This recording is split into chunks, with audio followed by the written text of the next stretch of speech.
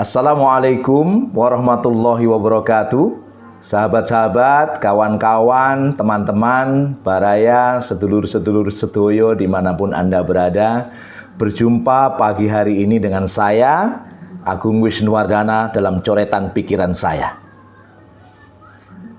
Saudara-saudara, sahabatku sekalian, dalam hidup ini kita sebenarnya memakai kacamata, walaupun mungkin tidak tampak oleh kita.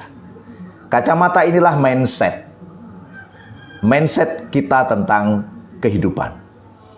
Ketika lensanya kita pakai lensa gelap, maka kehidupan itu menjadi gelap. Ketika lensanya kita pakai yang terang, yang jernih, maka kehidupan itu jernih. Kita akan bertindak, berpikir berdasarkan kacamata hidup kita. Pun demikian dengan masyarakat. Ketika masyarakat itu hidup dengan kacamatanya, hidup dengan sekumpulan pemahamannya, hidup dengan sekumpulan mindsetnya, maka demikianlah masyarakat itu akan hidup dan berkembang. Dan sekumpulan mindset dalam masyarakat inilah yang menghasilkan pemahaman yang dominan di tengah masyarakat, dan itulah yang kemudian disebut dengan peradaban. Ngomong-ngomong tentang peradaban, sahabatku sekalian, saya mau cerita sedikit di sini. Pada tahun 1962, ada seorang pemuda sosialis bernama Daniel Bell. Dia membuat satu tulisan, judulnya The End of Ideology, akhir dari sebuah ideologi. Menarik, seorang pemuda sosialis tapi meramalkan bahwa sosialisme itu gagal menyelesaikan masalah dan akan berakhir. Dia akan kalah melawan pertarungan dengan kapitalisme, karena kapitalisme memberikan modernisitas dan memberikan seluas-luasnya kemakmuran pada manusia, dia katakan. 62, dia mengatakan suatu ketika nanti peradaban sosialisme akan hancur.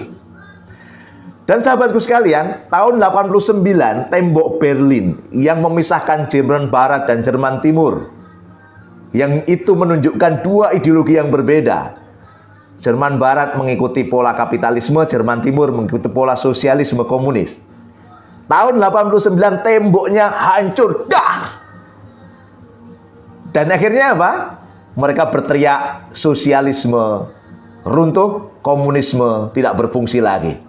Dan dia mengatakan inilah masa kapitalisme. Dan benar apa yang dikatakan Daniel Bell, Uni Soviet, Uni Republik Sosialis Soviet, merupakan kampion dari sosialisme dunia, runtuh juga pada tanggal 26 Desember 1991. Tepat ramalan Daniel Bell. Dan akhirnya kemudian apa? Ada penulis berikutnya yang dia menulis buku pada tahun 1992. Namanya Franciscus Fukuyama, dengan buku judulnya The End of History, akhir dari sebuah sejarah. Dia mengatakan pasca Perang Dingin tidak akan ada lagi pertarungan antar ideologi besar antara sosialisme dan kapitalisme. Karena apa? Sejarah telah berakhir dengan kemenangan kapitalisme dan demokrasi liberal. Dan dia mengatakan runtuhnya Soviet, ambruknya tembok Berlin menjadi pertanda kalahnya sosialisme, dan sebagai gantinya adalah perayaan dan kemenangan besar kapitalisme. Dan dia mengatakan apa? Sejarah akan berakhir. Tidak akan ada lagi pertarungan ideologi besar. Kenapa? Karena yang menang adalah kapitalisme, kata Franciscus Fukuyama. Tapi yuk kita lihat, benar apa yang dia katakan? Nggak berselang lama, sahabat. Tahun 1996, Samuel P. Huntington membuat satu buku yang cukup mengagetkan dunia dan membantah semua pikiran sebelumnya, termasuk pikiran Franciscus Fukuyama. Apa dia katakan? Huntington mengatakan The Clash of Civilization. Akan ada benturan peradaban, akan ada pertarungan ideologi baru. Dia mengatakan nanti akan muncul Tiongkok, nanti akan muncul juga Islam dengan hal yang baru. Bahkan dia mengatakan apa? Islam adalah satu-satunya peradaban yang mampu membuat Barat, dalam konteks ini kapitalisme, selalu berada dalam keraguan-raguan antara hidup dan mati. Wow, luar biasa bukan? Nah, saya sampaikan buat Baraya, buat sahabat sekalian, buat sedulur-sedulur dimanapun Anda berada, Samuel P. Huntington kemudian mengatakan sesuatu penting di situ juga. Masyarakat-masyarakat yang menganggap bahwa sejarah mereka telah berakhir dan mereka besar, maka itu pertanda bahwa masyarakat itu akan menuju pada ambang keruntuhannya. Dan apa yang terjadi? Periode berikutnya memang betul kapitalisme yang besar. Tetapi ingat, muncul juga Cina yang kemudian menjadi pertarung dengan Amerika Serikat. Terjadilah perang dagang.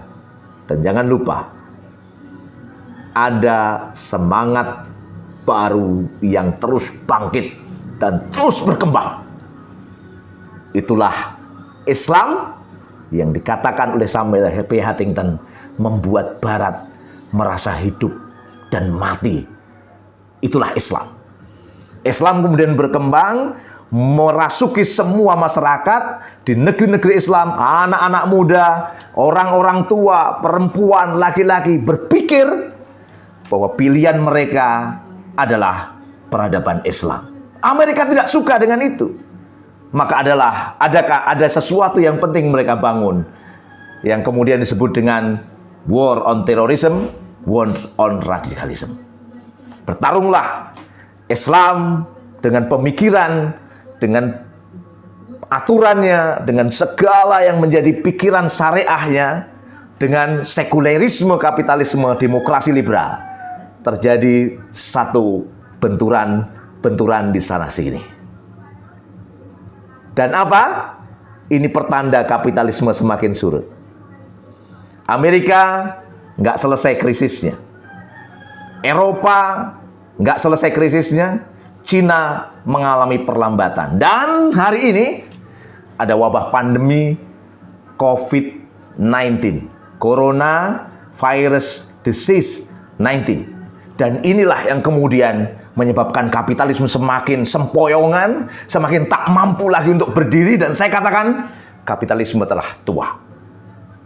Waktunya Islam untuk bangkit kembali dan menjadi peradaban baru yang menata dunia ini dengan baldatun thayyibatun warafun ghafur. Waktunya kaum muslimin bersatu untuk membangun satu peradaban dan jangan berpecah belah lagi. Waqtasimu bihablillahi jami'an wala tafarraqu. Dan berpegang teguhlah kamu pada tali agama Allah dan jangan kamu berpecah belah. Bersatu, bergerak, tegakkan peradaban Islam. Wassalamualaikum warahmatullahi wabarakatuh.